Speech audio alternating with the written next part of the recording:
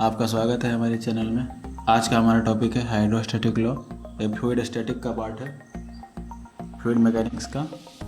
इसमें देखेंगे इसका डेरिवेशन कैसे किया जाता है और ये हाइड्रोस्टैटिक लॉ है क्या। तो without delay we are starting. तो हाइड्रोस्टैटिक लॉ का डेफिनेशन में टाइम बर्बाद नहीं करूँगा, मैं डायरेक्ट लिखता हूँ। डेफिनेशन किसी भी बुक में मिल जाएगा आपको। हाइड्रोस्टैटिक लॉ कहता क्या है? हाइड्रोस्टैटिक लॉ यही बोलता है कि वेरिएशन ऑफ प्रेशर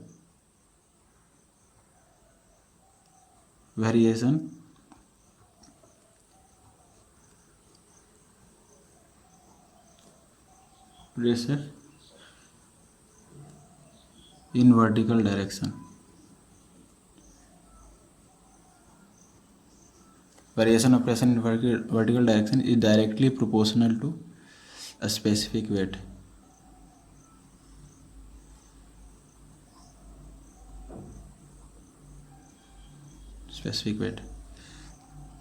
ये हाइड्रोस्टैटिक लॉ का स्टेटमेंट है।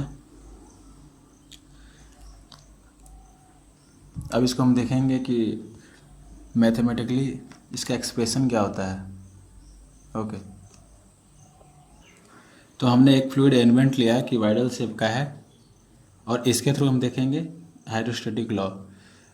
तो क्या था statement? Variation of pressure in vertical direction is directly proportional to specific weight. Specific weight क्या होता है? स्पेसिफिक वेट मैं शॉर्टकट में लिख रहा हूँ, अब इसको स्मॉल डब्ल्यू से डिनोट करते हैं। स्पेसिफिक वेट इक्वल टू होता है वेट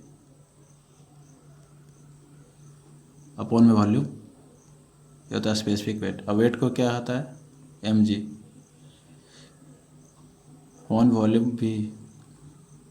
और अब जानते हैं कि मास बाई वॉल्यूम होता है डेंसिटी, और उसको डेंसिटी को डिनोट करते हैं रो से, रो जी। ये हुआ हमारा स्पेसिफिक वेट। कैसे आया है? Density is equal to mass by volume. तो हमने mv को रिप्लेस कर दिया इससे, ठीक है। अब करते हैं डेरिवेशन। ए फ्लूइड एलिमेंट है जिसका हाई टीएच है, और पहले हम देखते हैं इस पर फोर्स कौन कौन से लग रहे थे। मान लेते हैं टॉप सरफेस पे फोर्स लग रहा है पी, फोर्स लग रहा है पी, प्रेशर है पी, और इनटू सरफेस एरिया तो हो जाएगा फोर्स। प्रेशर था पी और इनटू सरफेस एरिया हो जाएगा force. Force equal to P by A होता है। तो ये फोर्स मिल गया हमें यहाँ का। बॉटम सरफेस पे भी लगेगा, बट यहाँ पे हमारा प्रेशर जो होगा पी प्लस डी पी होगा। कुछ चेंज होगा ना हाइट के साथ, वर्टिकल डायरेक्शन में हो रहा है प्रेशर चेंज, तो P plus D P force में कन्वर्ट करना है तो इनटू डी ए। और कौन सा वेट लग रहा है इस पर देखोगे तो और एक लग रहा है इस पर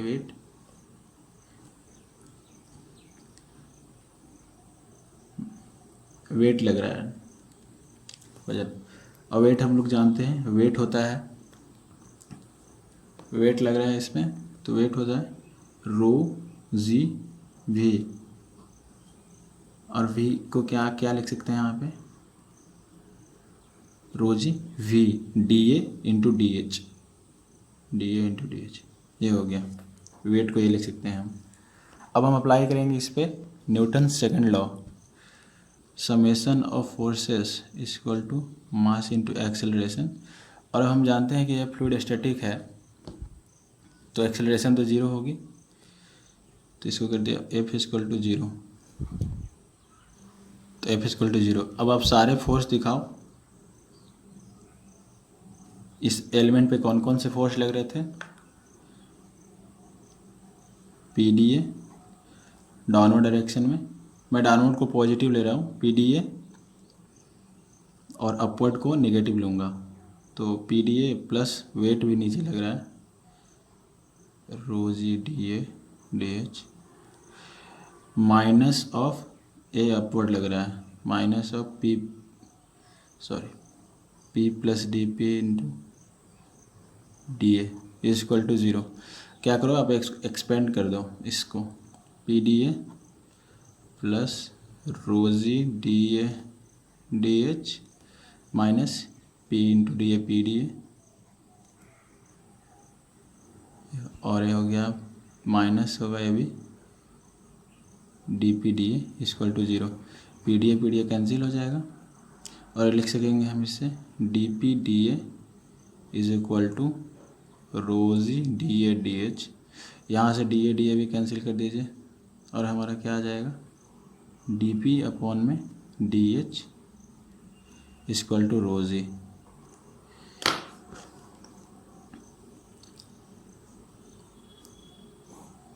ये रहा हमारा हाइड्रोस्टैटिक लॉ का एक्सप्रेशन। और हमने डेफिनेशन में क्या पढ़ा था, vertical pressure, variation of pressure in vertical direction is directly proportional to a specific weight. और हमारा स्पेसिफिक वेट क्या था, रोजी, देखिए रोजी आ गया, डी पी अपन में डी एच इक्वल टू रोजी। और ये वैलिड है both compressible and incompressible fluid.